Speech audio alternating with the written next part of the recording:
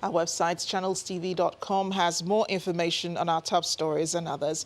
Subscribe and watch the Channels TV's live stream on YouTube and other social media platforms using your mobile device browser, or download the Channels TV app for Android and iOS devices from their respective stores. You can also watch us via your smart TV platforms on Apple TV, Android TV, Fire TV, and Roku. A federal high court sitting in Lagos today refused to transfer to Abuja the 1.2 billion naira money laundering charge against the former chairman of the Independent National Electoral Commission, Professor Maurice Iwu. Justice Nicholas Owebo dismissed the application on the grounds that it lacked merit.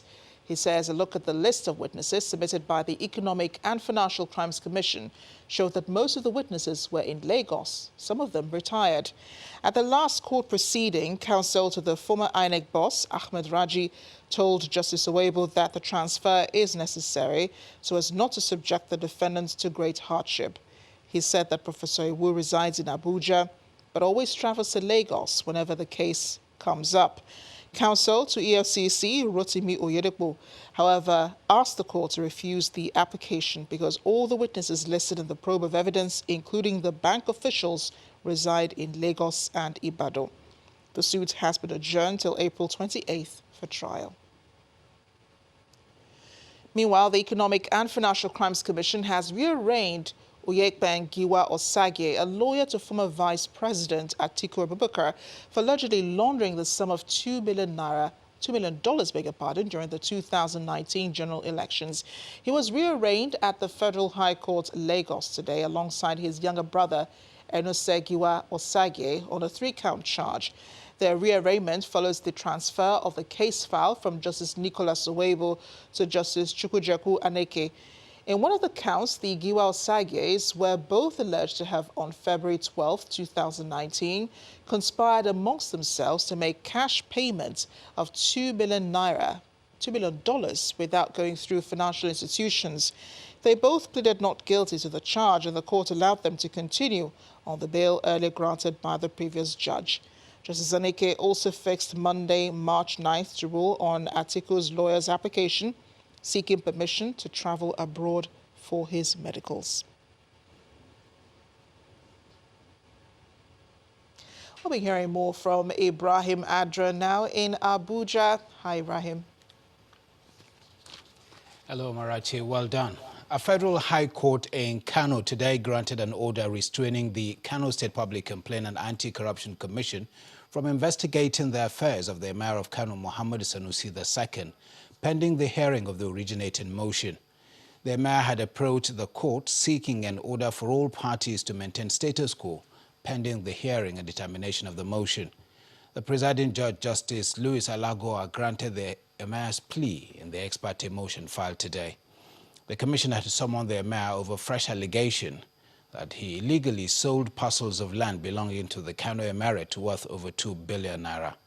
The executive chairman of the commission, Mahuyi Magaji, says the invitation has nothing to do with the previous allegations, but based on fresh information from a whistleblower. And away from legal matters to politics, the crisis rocking the All Progressives Congress may have taken yet another dimension as the tussle over the national chairman seat gets more intense.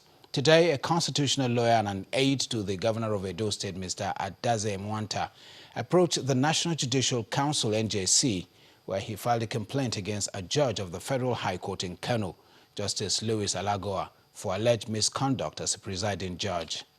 Justice Alagoa on Thursday granted an order in favor of the national chairman of the All Progressive Congress, Mr. Adams Oshomole.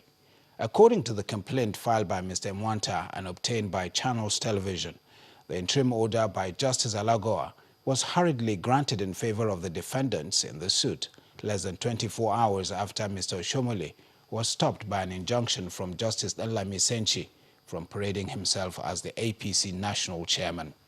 He stated that Justice Alagoa's ruling has inflicted a transitional crisis in the national headquarters of the APC. Federal lawmakers have asked the contractor handling the renovation work at the Akanu Ibiam International Airport in Enugu to double efforts toward ensuring that the airport is reopened by Easter. The chairman of the House of Representatives Committee on Aviation, Noli Nnaji, says he is concerned about the pace of work. For him, it will not be acceptable if a complete and quality runway is not delivered by Easter as earlier promised. Before coming here, I also discussed with the minister, and let me be frank with you, we are not happy with the pace of work. And it's not acceptable to us if you don't complete this thing before the Easter. It is completely not acceptable because I've discussed with the consultant. We also promised the governor last night, and you were there. That was why we went there with you. With the governor, we promised the governor. I spoke on behalf of everybody, the contractor, the consultant, and FAN. And we promised the governor and the entire Southeast and everybody using this airport that this airport will be completed and commissioned and put to use before the Easter. So we're asking you that whatever it means, anyway, you have to facilitate, double your effort so that this airport, we can use it before the Easter.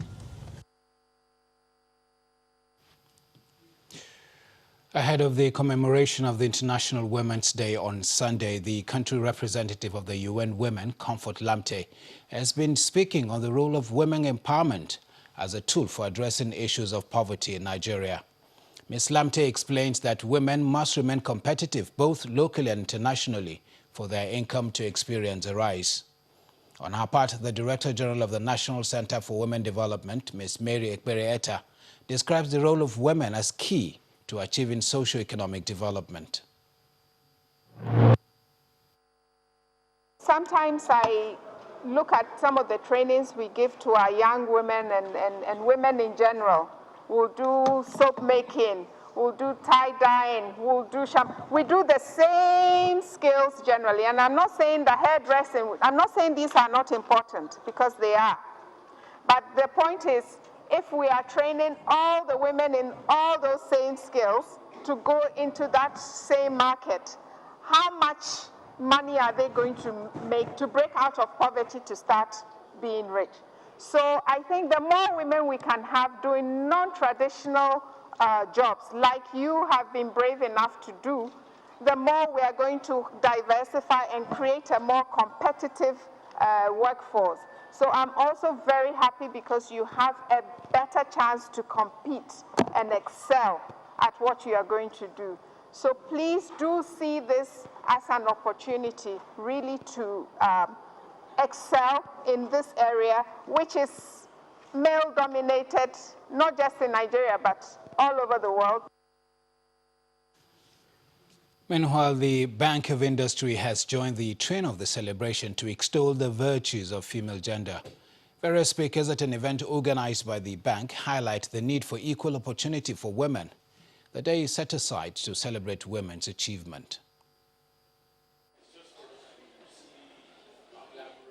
The International Women's Day is set aside to celebrate women's achievement and step up calls for gender equality. As far as the Bank of Industry is concerned, this is a cause worth driving based on experiences with their female customers.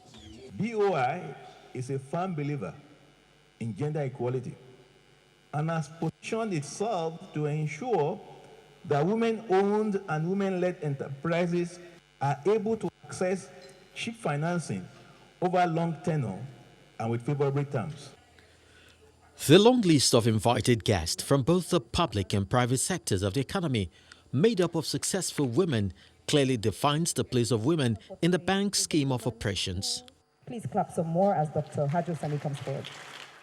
Speaking on the topic, women entrepreneurs as role models, the guest speaker, Dr. Haju Sani, emphasizes the importance of women supporting one another.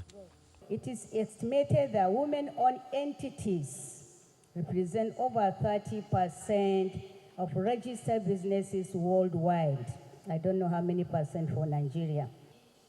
Unfortunately, on average, only 5 to 10% of women-owned entities have access to commercial bank loans. I just want to, set the tone a little bit.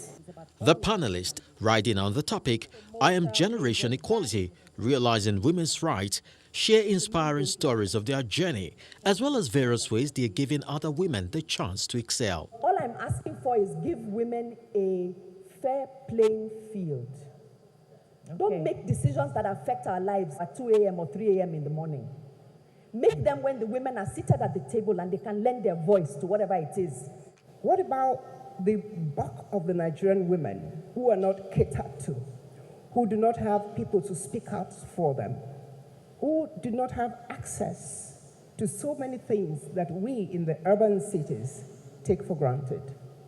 And now I can tell you with age, with experience, and with wisdom, I'm beginning to focus on such things.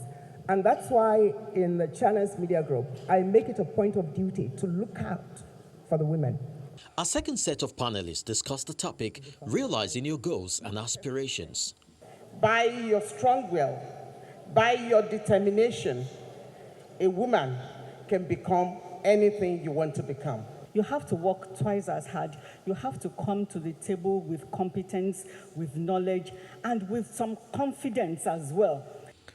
The 2020 International Women's Day has as its theme, Each for Equal, highlighting all actions required to challenge stereotypes, fight prejudices, and celebrate women's achievement. Chris Illems, Channels Television News.